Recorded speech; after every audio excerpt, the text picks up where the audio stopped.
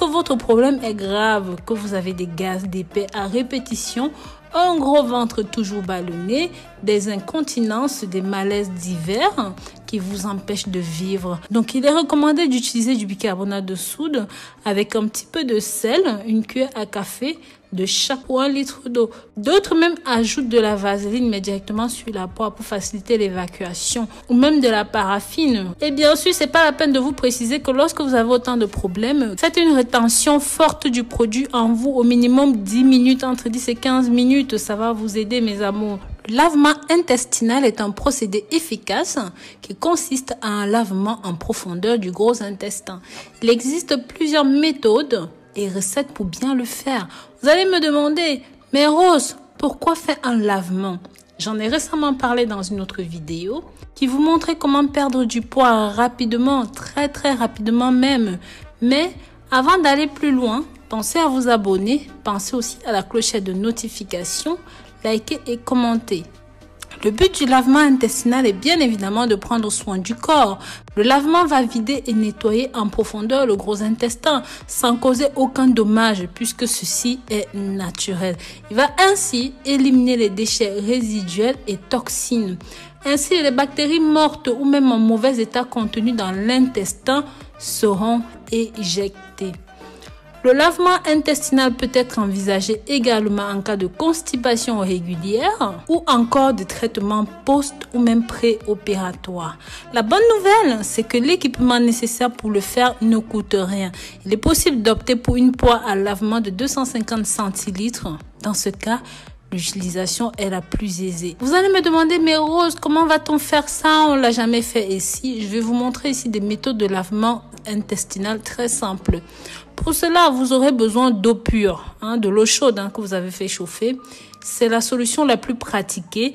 Et dans cette eau, il convient d'ajouter du bicarbonate de sodium à raison d'une cuillère à café par litre d'eau. Ou même encore l'eau soda en pâte. C'est quoi le soda en pâte? L'association de l'eau pure et du soda en pâte permet au cours du lavement intestinal de ressentir un profond bien-être. C'est un confort supplémentaire en plus des vertus de nettoyage de cette méthode. Vous pouvez aussi utiliser le café. Dans ce cas, les proportions sont les suivantes, à savoir 3 cuillères à soupe de café par litre d'eau. L'utilisation du café a de nombreuses vertus. En plus du seul but de nettoyage, ceci va stimuler le foie, mais aussi la vésicule biliaire. La quatrième possibilité, c'est d'utiliser le sel marin. Vous aurez besoin de 2 cuillères à soupe de gros sel marin, bien dilué dans 1 litre d'eau. Et bien sûr, ceci est aussi idéal pour le lavement. Mais lorsque votre problème est grave, comment procéder? Vous allez me dire. Comme on a dit plus haut, ça dépend de la recette que vous avez choisie, bien sûr. Mais en général, il faut chauffer de l'eau pure ou même de l'eau de source pour ceux qui n'en ont pas. Il faut ensuite lubrifier suffisamment la canule ou même la poire avant de l'utiliser pour ne pas que ça soit désagréable pendant l'utilisation. Pensez à diriger vers le nombril. Cette astuce est tout simple. Ceci facilite grandement l'insertion. Pendant la durée du lavement intestinal, le receveur peut à loisir masser au niveau du ventre afin de faciliter encore plus la circulation du liquide dans le ventre. Et bien sûr, toujours. Et ceci aussi aura pour but d'éviter toute crampe.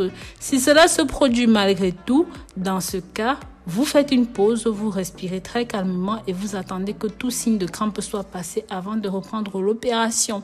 Il est très important que le débit du produit de lavement soit très faible, à basse pression.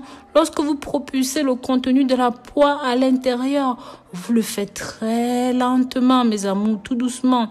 La position du receveur est également très importante dans la bonne marche du lavement intestinal. Pour cela, plusieurs choix s'offrent à vous. Vous pouvez vous allonger confortablement sur le dos en ramenant bien les pieds vers le bassin, jambes pliées, ou alors vous vous mettez à 4 pattes. Ceci est une position idéale pour éviter l'inconfort et les crampes. Allongez-vous aussi sur le côté gauche avec une jambe droite très bien remontée près de la poitrine, alors que la gauche reste légèrement flétrie. Lorsque l'administration du produit à l'intérieur est terminée, le délai avant de l'expulser naturellement dépendra de chacun. Il est parfois utile de garder le liquide quelques minutes avant l'expulsion, comme je l'ai dit, entre 10 et 15 minutes, mais ça dépend de vous.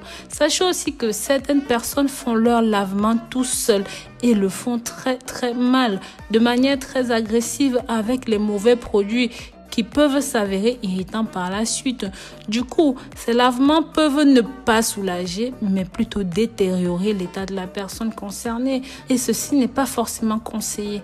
Comme je vous dis toujours, mes amours, tout ceci est à titre d'information. N'hésitez pas à consulter votre médecin. C'est lui la personne la plus indiquée en cas de gros soucis. Je vous remercie d'avoir regardé cette vidéo jusqu'au bout.